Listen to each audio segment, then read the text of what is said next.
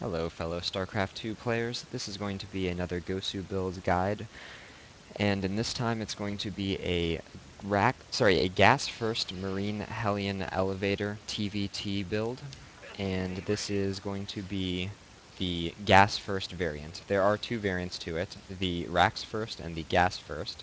The gas first variant is a little bit more aggressive, but it gets you one less Marine, and obviously it hits a little bit earlier. The racks first variant is more standard. It looks also like a lot more other different builds, and it hits a little bit later with one more Marine.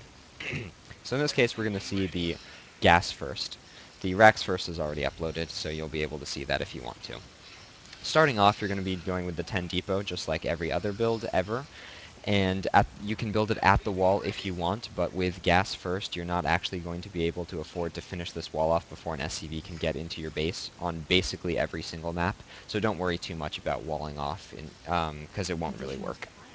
Then at 12 supply, you get to start the gas geyser and keep building Marines.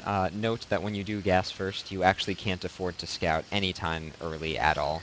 So make sure that the person who builds this depot continues mining, because otherwise you won't have the minerals for anything.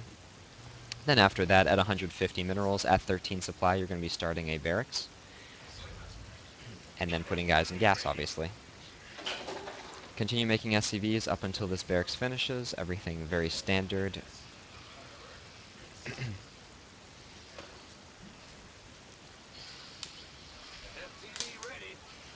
Everything pretty standard, just making SCVs, just making barracks. I would ×2 it, but I'm not going to.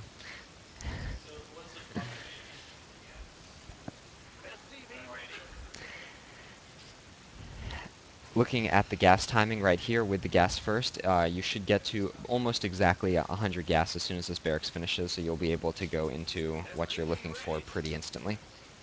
Here we go, barracks about to finish, and this is where you get to scout if you want. This is when you get to start the factory, and then most importantly, the orbital. Right now. Boom. Okay, so factory's up, orbital starts, marine out. Notice we're still only on one depot. And then right here, you can scout if you want. I'm not sure if I do in this replay, but here's when you can actually afford to scout.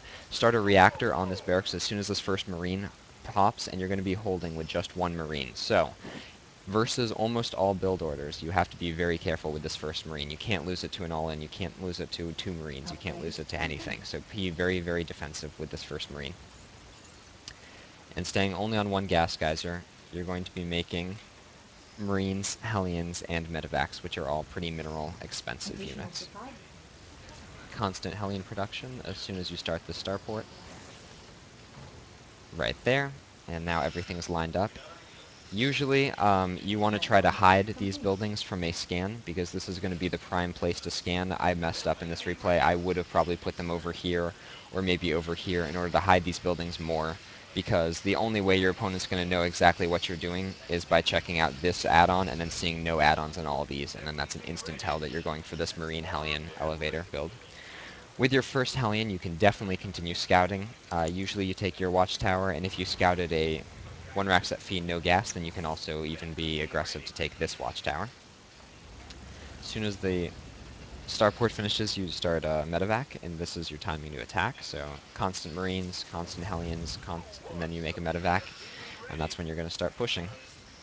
So right here, 5 Marines are out, Hellion's out, second Hellion's out, third Hellion hopefully will be out by the time that this push hits his base, and then you're going to be pushing with this medevac. Right here, as soon as the medevac pops, you should have exactly the amount you need to build a Viking. And this Viking will deal with Banshees if your opponent's going for Banshees, Cloak or non-Cloak, and this Viking will also deal with extra DPS in case your opponent's just did a 1-rack FE. You can land it and just put it in fighter mode, and it actually is pretty strong early game. So here we go. We have all these Marines rallied, and then we're going to have 1, 2, 3 Hellions for this elevator. So in order to do the elevator, again, you can see it probably better in the other one, but basically you're going to load up all of your Marines into the medevac. You're going to keep these Hellions on the low ground so that they can deal with Marines and SCVs in case your opponent is trying to stop you from dropping instantly. And then you're going to move your medevac back pick these up and elevator them into the main so that you have the Marines, Hellions, and Medevac attacking in the main of your opponent. You want to be target firing SCVs, you want to be target firing Marines, because your army is not going to get any larger, while your opponent's will, because you have to go all the way across the map with everything, and then elevator it into the main, whereas your opponent just, as soon as they pop, he gets to use it. So be sure to attack fast and quickly, as opposed to derping around and waiting too long in order to get into the main, killing SCVs, killing Marines. And that, folks, is the Marine Hellion Medevac elevator build.